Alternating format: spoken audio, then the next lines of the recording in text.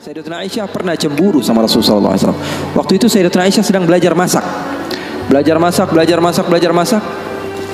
Setelah masak Siti Aisyah, Rasulullah SAW disiapkan di hadapan Rasulullah beberapa roti gitu ya. Ada maroknya, ada kuahnya. Siti Aisyah sedang masak. Setelah masak, Sayyidatuna Aisyah sedang serius-seriusnya masak ini. Umurnya ketika itu sekitar 14 atau 15 tahun. Baru gede, lagi semangat-semangatnya membahagiakan suaminya.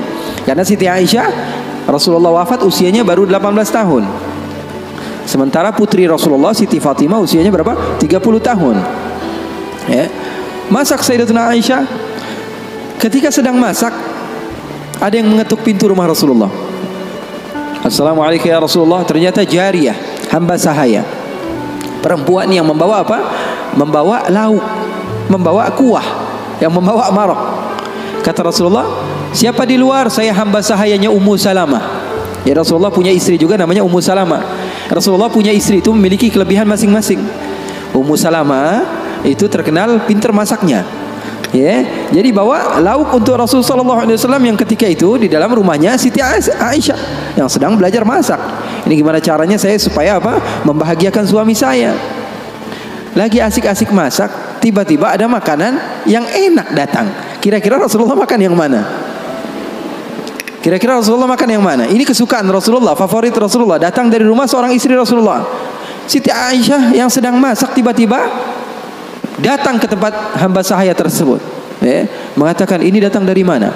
Dari Ummu Salamah. Apa yang dibawa? Marok untuk Rasulullah SAW, kuah daripada masakan Ummu Salamah, kesukaan Rasulullah. Wahai Aisyah. Apa kata Siti Aisyah? Kamu bawa pulang nggak? Kalau nggak saya pecahin piringnya.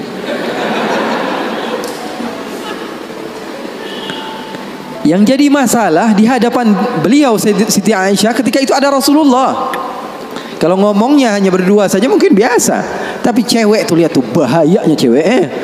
Inna kaidakunna azim, kata Allah. Sesungguhnya tipu daya muslihat perempuan itu azim. Allah yang bilang.